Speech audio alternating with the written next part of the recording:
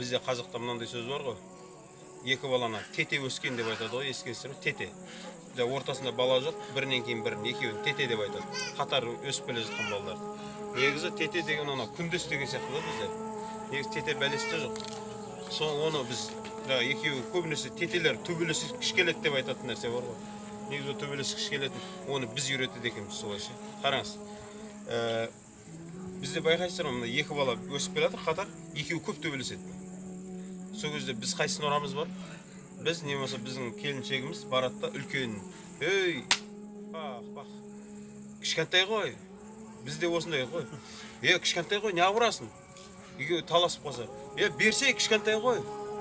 Жесін де кішкентай ғой деген, білесіздер ме не болады? Ана кішкентайында түсінік пайда болады. Мен всегда правмын. Менің ғана жегім керек. Мен сөйлей беруім керек, маған ешкім сөйлемеу керек деген сияқты. Ал үлкенінде анаған деген кек пайда болады. Байқайсыздар ма? Кейбір сөз тілі шықпаған балдар қатты ашуланып ренжіген кезінде сіздер мені жек көресіздер, оны жақсы көресіздер деген сөздерді айтып қояды. Бұл олардың шын жүрегінен шығып жатқан сөз. Біз бұл сөздерді жаңағы не дейді? Мән бермейміз бар ғой, менсінбейміз да, бірақ олар бұны шын жүректен айтады. Шын көңілмен.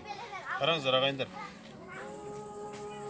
Екі балаңыз ұрса ма, еш уақытта біреуінің сөзін сөйлеп, екіншісін не деу керек? Екеуі бірдей таяқ жесін. Таяқ жейтін болса, сосын мына нәрсені міндетті түрде айту керек. Балам, балдарым, біз мұсылманбыз. Біздің үйімізде кімніңкі дұрыс, кімніңкі бұрыс деген ондай тақырып жоқ. Екеуің ұрыстыңдар ма? Демек екеуің бірін-біріңе құрметтерін қалмай бара жатыр. Екеуің де таяқ жейсіңдер.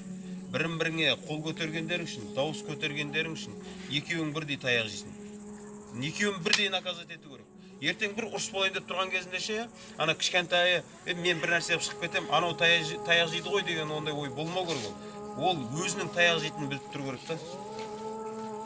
Қараңыз, екеуіне бірдей мәміле.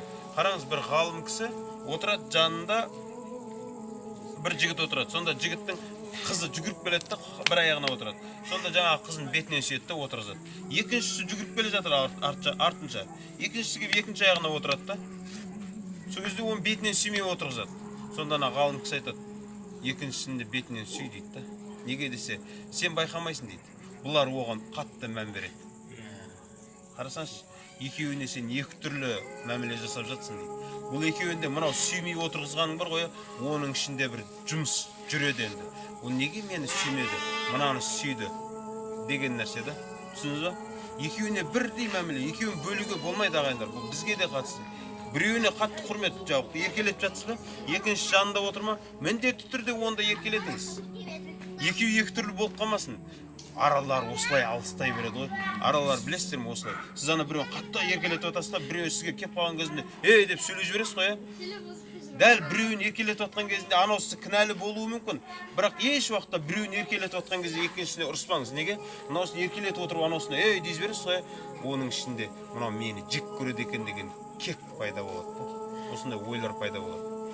Және үйде бір балаңызды ұрысқыңыз кеп тұрма, мүмкіндігі болғанша басқаларының алдында жерге тығып ше.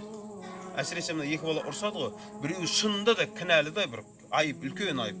Бірақ ананың көзінше мынаны қатты сабап, андай унижать ететін сөздермен ондай нәрсе қозғамаңыз. Қараңыз, сіз қатырдым деп ойлап жатсыз ғой, Жоқ, мынау таяқ жейді ғой. Анау үшін таяқ жеп тұр ғой. Анау себеп болды мынаның таяқ жеуіне. Сіз бұны жақсылап тұрып ұратын болсаңыз ше, мынау сізді емес, ананы жек көреді. Неге?